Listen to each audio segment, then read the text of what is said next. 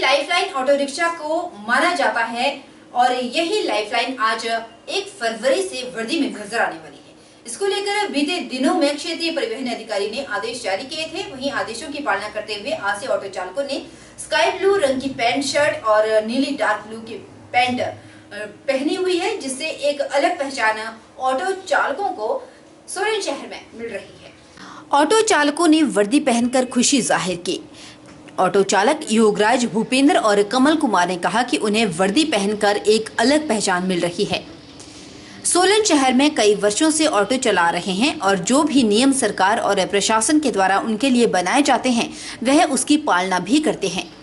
Auto चालकों ने सरकार और प्रशासन से आग्रह किया कि जो भी उनकी मांगे होती हैं उन्हें समय पर सरकार और प्रशासन भी ध्यान देकर उसे पूरा करने की कोशिश करे। उन्होंने कहा कि ऑटो चालक हमेशा सरकार और प्रशासन के साथ है और सोलन शहर को आगे बढ़ाने में वे अपना सहयोग आगे भी देते रहेंगे। से ऑटो चला रहे हैं और हमारे अब एक वर्दी का नियम लागू हुआ है, जिसे हम 1 तारीख से शुरू किया है और हमारी एक अलग पहचान हुई है, जिसका हम स्वागत करते हैं। क्या नाम आपका? कितने सालों से ऑटो चला रहे हैं? मेरा नाम योगराज है और हम 20 साल से ऑटो चला रहे हैं। तो अब वर्दी पहन के थोड़ा अलग सा महसूस हुआ, अच्छा महसूस हुआ कि हाँ चलो वर्दी पहन के एक अलग पहचान होगी हमारी। नमस्कार जी, मेरा नाम भूपेंद्र कुमार है और मैं सोलन में 11 वर्षों से ऑटो चला रहा हूँ। तो परिवहन विभाग और सरकार ने हमें वर्दी पहनने का आदेश दिया था, जिसका हमने स्वागत किया और सभी ऑपरेटरों ने वर्दी पहनी है। तो आज हमें 1 फरवरी है तो वर्दी पहन के बहुत अच्छा लग रहा है और हम आगे भी परिवहन विभाग और सरकार का आदेश इसी तरह मानते रहेंगे। वो हम भी चाहते हैं कि समय समय पर हमारी जो भी डिमांड होती है वो परिवहन विभाग और हिमाचल सरकार हमारी सुने, उसमें हमारा सहयोग करें। मेरा नाम कमल कुमार और मैं तकरीबन 28-29 साल से ऑटो चला रहा हूँ। तो सरकार ने जो नियम लागू किया है, वर्दी लगाई है, इसका हम स्वागत करते हैं। सरकार से हमारी विनती यही है कि जो हमारी मांगे हैं उनको भी जल्द से जल्द पूरा किया जाए। बता दें कि बीते दिनों क्षेत्रीय परिवहन अधिकारी द्वारा ऑटो चालकों को सख्ती से सोलन शहर में वर्दी पहनने का नियम लागू किया गया था। वहीं जो ऑटो चालक वर्दी नहीं पहनेंगे उनके ऊपर शिकंजा कसने के लिए एक टीम भी तैयार क्षेत्रीय परिवहन सोलन द्वारा की गई है, जो समय समय पर निरीक्षण भी करती रहेगी। यह टीमें ऑटो चालकों पर नजर रखेंगी और शहर के विभिन्न जगहों में नाका लगाएंगी।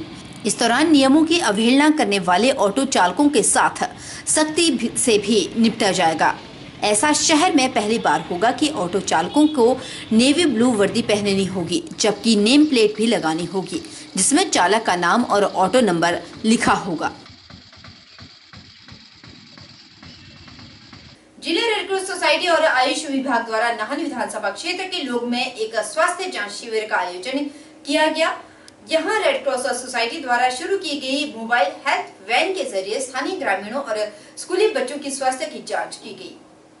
आयुष विभाग के मेडिकल ऑफिसर अध्यक्ष राहुल धीमान ने बताया कि इस स्वास्थ्य जांच शिविर में 30 स्कूली बच्चों के अलावा 60 के करीब स्थानीय लोगों की स्वास्थ्य की जांच भी की गई, जिसमें कई प्रकार के निःशुल्क टेस्ट भी आयुष विभाग की टीम द्वारा किए गए। उन्होंने जरूरतमंद लोगों को आयुष विभाग द्वारा मुफ्त दवाइयां भी स्वास्थ्य जांच शिविर के दौरान दी गई, यह भी कहा। आज दिनांक 1 फरवरी 2023 को गांव निहोग में रेड क्रॉस सोसाइटी, जिला प्रशासन और आयुष विभाग की तरफ से एक health checkup camp mobile van के जरिए ऑर्गेनाइज किया गया है, जिसमें हमने 25 के आसपास स्कूल के बच्चे और 50 के आसपास गांव स्थानीय निवासियों का इलाज किया और उनको मुफ्त में दवाई बांटी गई है। और इसमें रेड क्रॉस सोसाइटी की तरफ से स्कूल के बच्चों को मुफ्त में मास्क भी दिए गए। इसमें आयुष विभाग की तरफ से मैं डॉक्टर राहुल धीमान, डॉक्टर निशांत और चतुर्श्रेणी कर्मचारी गजपाल जी और रेड क्रॉस की तरफ से राम सिंह जी और अमरनाथ जी शामिल थे। युवा सेवा एवं खेल विभाग मंडी द्वारा आयोजित जिला स्तरीय युवा नेतृत्व प्रशिक्षण शिविर का संपन्न हुआ। 5 दिवसीय इस प्रशिक्षण शिविर में लगभग 80 के करीब युवाओं ने हिस्सा लिया। प्रशिक्षण शिविर का समापन मौके पर खंड विकास अधिकारी बल विजय वर्धन ने बतौर मुख्य अतिथि शिरकत की। खेल अधिकारी जगदीश नायक ने शिविर के बारे में जानकारी देते हुए कहा कि 5 दिनों तक इस प्रशिक्षण शिविर में विभिन्न विभागों द्वारा युवाओं का मार्गदर्शन किया और सरकार की योजनाओं से युवाओं को अवगत करवाया।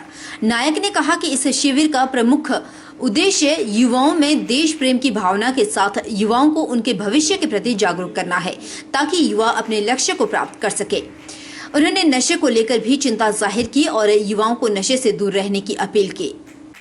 इसके नेक्स्ट जो है वो राज्य स्तर का भी विभाग के द्वारा प्रोग्राम आयोजित कराया जाएगा, जो कि फरवरी मंथ में नाहन में आयोजित कराया जाएगा।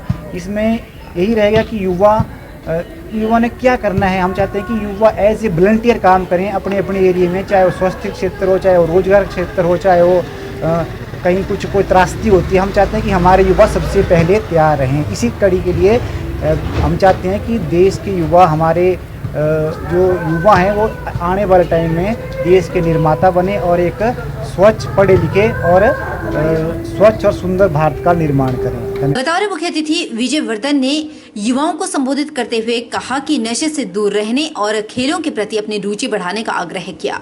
विजय ने कहा कि हर युवा नशा करें और वो नशा पढ़ाई का करें, खेल का या फिर कामयाबी का करें, जो आपको लक्ष्य तक पहुंचा सके। उन्होंने कहा कि आज का युवा नशे के दलदल में फंसता जा रहा है, जो चिंता का विषय है। युवाओं को एक लक्ष्य चुनना चाहिए और उसे हासिल करने के लिए दिन रात मेहनत करनी होगी। सभी में कोई ना कोई हुनर जरूर होता है, इसलिए लक्ष्य बढ़ाकर उसका नशा करो। इस दौरान उन्होंने अपने अनुभव भी साझा किए। कार्यक्रम के समापन मौके पर मुख्य अतिथि द्वारा प्रतिभागियों को सम्मानित किया और इस दौरान कई सांस्कृतिक कार्यक्रम भी प्रस्तुत किए गए। दिवसीय युवा नेतृत्व प्रशिक्षण शिविर चला है, जिसके तहत इन युवाओं को जो जीवन के इस समय में सबसे ज़रूरी चीज़ें, जैसे कि योग की क्या आवश्यकता है, नशे से दूर रहने की जो है, स्पोर्ट्स में जाने के लिए प्रेरित करना, इन सभी पे उनको जो है लाइफ सेविंग टिप्स दिए गए हैं। मैं उम्मीद करता हूँ कि ये बच्चे यहाँ से जो इनको नॉलेज दी गई है उसको एब्जॉर्ब करेंगे, जीवन में अपने जो है उतारेंगे, ताकि इनके जीवन में ध्यान रखने की जरूरत है। आजकल ये जो नशे की बुराई जो चल रही है, इससे दूर रहना है और इसमें सबसे जो आवश्यक चीज़ है वो आपको जो है खेल हो सकते हैं। स्पोर्ट्स, आप अपने आप की स्पोर्ट्स में रुचि बढ़ाइए, योग करिए, अपने आप को स्वस्थ रखिए। आपका जब एक स्वस्थ शरीर रहेगा तो उसमें एक स्वस्थ मन भी निवास करेगा और उसी से आपको जीवन में जो है अपनी गाइडेंस मिलेगी और आप आगे बढ़ सकेंगे। Thank you.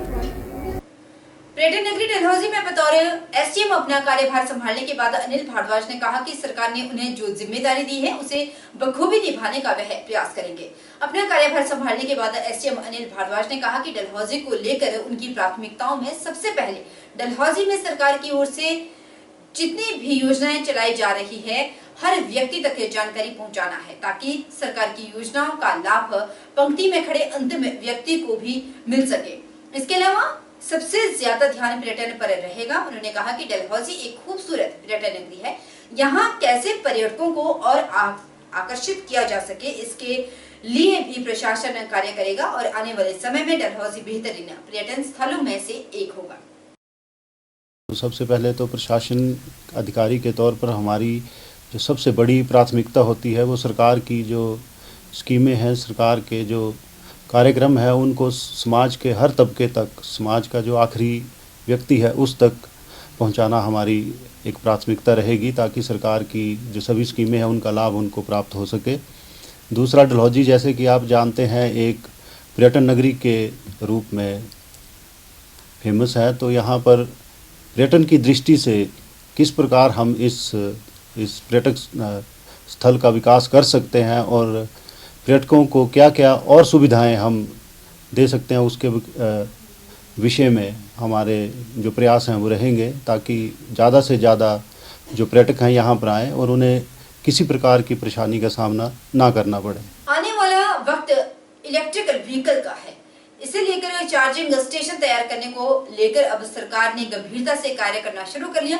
बिलासपुर जिले में भी उपमंडल अधिकारी अपने अपने क्षेत्रों में साइट सिलेक्ट कर रहे हैं। सदर बिलासपुर के उपमंडल अधिकारी ने साइट सिलेक्ट कर प्रस्ताव राज्य सरकार को प्रेषित किया। बिलासपुर सदर उपमंडल अधिकारी अभिषेक कुमार गर्ग ने कहा कि चार्जिंग स्टेशन तैयार करने के लिए जमीन चिन्हित की जा रही है और एक प्रस्ताव तैयार कर सरकार को भेजा है। उस ओर हरी झंडी मिलने के बाद ही आगे की योजना को अंतिम रूप दिया जाएगा। 4 लेन में मंडी भराड़ी ब्रिज के पास भी एक चार्जिंग स्टेशन बनाया जाएगा, जिसके लिए वह अपनी टीम के साथ विजिट कर चुके हैं। नौनी के पास से NH किनारे PWD विभाग की जमीन है, जहां चार्जिंग स्टेशन बनेगा, जबकि HRTC वर्कशॉप के पास और पशुपालन विभाग के कार्यालय के पास भी चार्जिंग स्टेशन बनेंगे। इसके अलावा उपायुक्त कार्यालय परिसर के नजदीक चार्जिंग स्टेशन तैयार किया जाएगा। इसके मद्देनजर सुनियोजित ढंग से योजना पर काम किया जा रहा है। इलेक्ट्रिक व्हीकल चार्जिंग स्टेशंस हैं, हमने उसके लिए कुछ स्पॉट्स आइडेंटिफाई करके सरकार को प्रस्ताव भेजे हैं। एक जो DC ऑफिस में हम लगा रहे हैं, क्योंकि ये सरकारी वाहनें भी जितने भी हैं वो इलेक्ट्रिक व्हीकल्स में ट्रांजिशन करेंगे। एक यहाँ DC ऑफिस में, दूसरी हमारे मार्कंड टेम्पल में बहुत सारे श्रद्धालु आते हैं, तो वहाँ पे भी जो पार्किंग है उसमें भी हम इलेक्ट्रिक व्हीकल चार्जिंग स्टेशन का प्रस्ताव भेज रहे हैं। और साथ साथ बाकी जो 4 जगह है, एक तो मंडी भराड़ी जो 4 लेन है जो हमारी चंडीगढ़ की ओर जाएगी, वहाँ पे मेन 4 लेन के पास।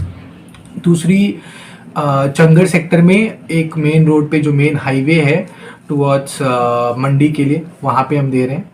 साथ में HRTC की वर्कशॉप है जहाँ पे बसेज आती हैं HRTC वाली, जो भी आने वाले टाइम में इलेक्ट्रिक होंगी, उनके लिए भी HRTC वर्कशॉप के जस्ट बगल में जो साथ में ज़मीन है वहाँ पे।